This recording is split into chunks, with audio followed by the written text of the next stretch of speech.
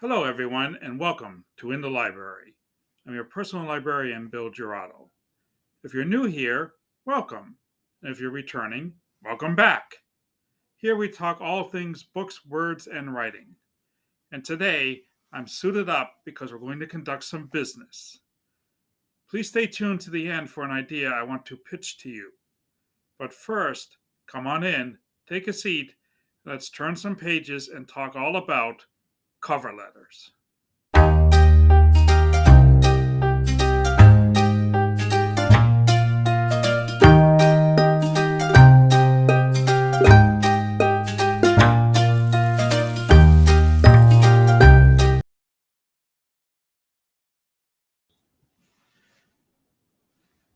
Let me start by saying I'm not a career coach or expert, but we've all seen those two words on job postings: cover letter. So, thanks to friend of show Michelle for this video idea, I've done some research and here's a breakdown.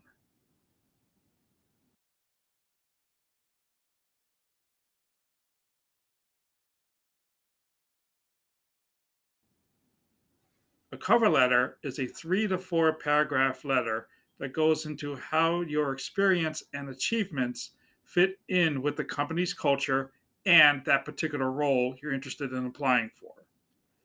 It's a supplement to your resume, allowing you to detail what you can bring to the company.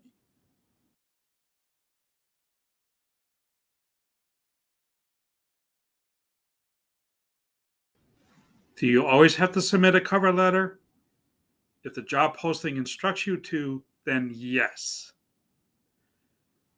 Now, if the job posting says cover letters are optional, it's up to you whether or not you want to submit one. But it is an opportunity to give those details and to showcase not only your writing style, but also your initiative, especially if it's a position that involves a lot of writing.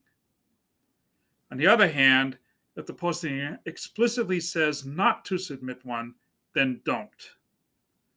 This will show the hiring manager that you can follow instructions. Also, if there's no obvious way to submit a cover letter, such as with online applications, you can skip the cover letter. Bottom line is you want to follow the instructions in the posting.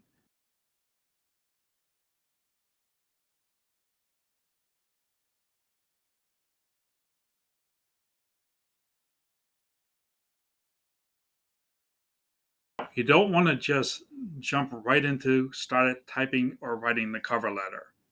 There are some things you want to think about and research before you put pen to paper.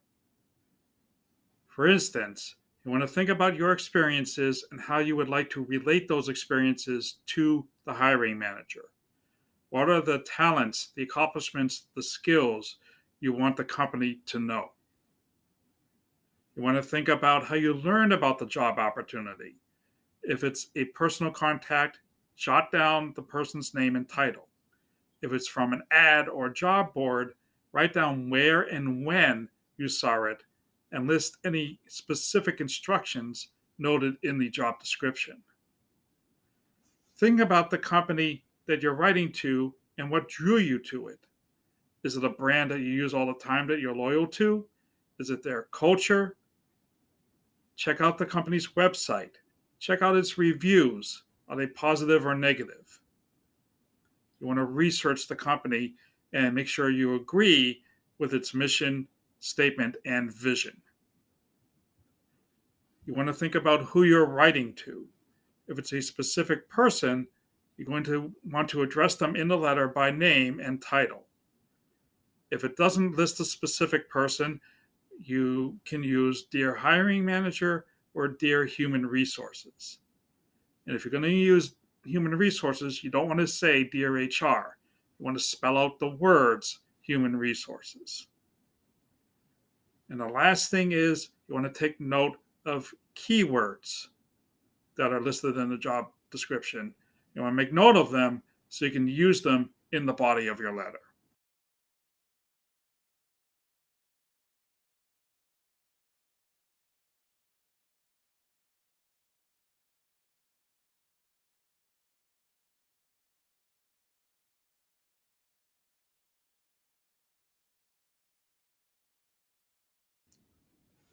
Okay, now that your research and note taking is complete, you are now ready to sit down and write the actual cover letter itself.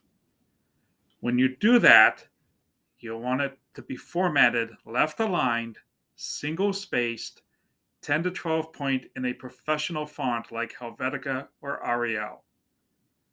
The letter should be no longer than one page. You want to think about 250 to 400 words. Now, cover letters is a piece of business correspondence. It's business writing. So you want traditional business formatting. You're going to start at the top with the header and the date and your contact information. Below that, the next section is going to be the salutation or greeting. Dear Mrs. Smith, dear Human Resources. Your first paragraph is going to be a note of the job description and where you found out about it, and you're going to explain your interest in the role specifically and that particular company as a whole. The next paragraph, you're going to get into your background and experience as it relates to the position and the company. Next, you're going to have another paragraph summarizing a story that relates to the role. And this is also where you can discuss transferable skills.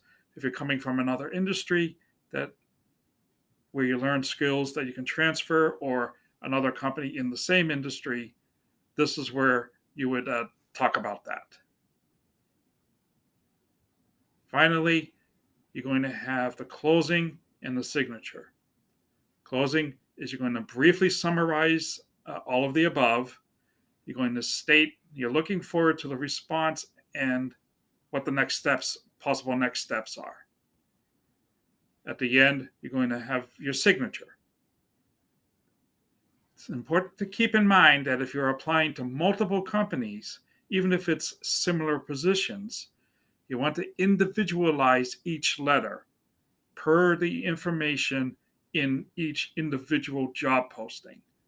So you're going to want to do all your research on every company and every job posting before you do any letters. And when you do start writing your letters, you want to make sure you individualize them based on the information in each separate job posting.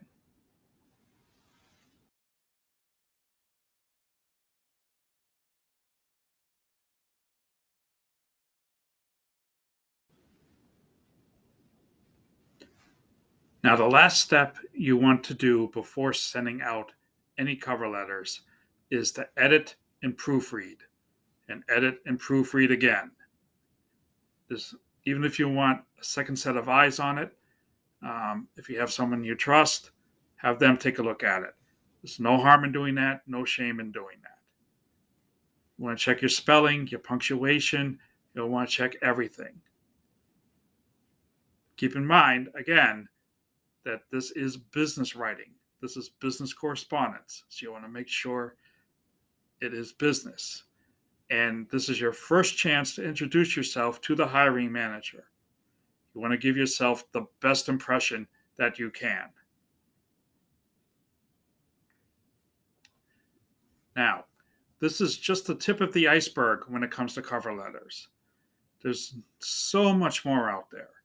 I have all kinds of links down in the description, including examples and links to the articles I used in researching this video. So you can check them out down below.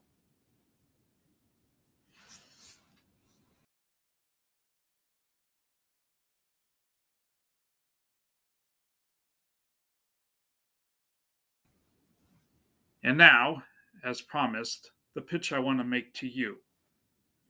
I'd like to start a new video series called ITL and Friends, where guests come on and we discuss their favorite books. So if you would like to come on the show and talk about your favorite book, contact me at any of the socials linked in the description, or at the email you can find in the About tab on the channel page. And with that, I thank you, as always, for watching. If you enjoy this kind of content, please feel free to subscribe and hit the notification bell. You are always welcome to leave a comment and give a thumbs up. Check out the description for lots of other ways to connect, including our brand new Discord. And finally, please keep on reading. We'll see you next time.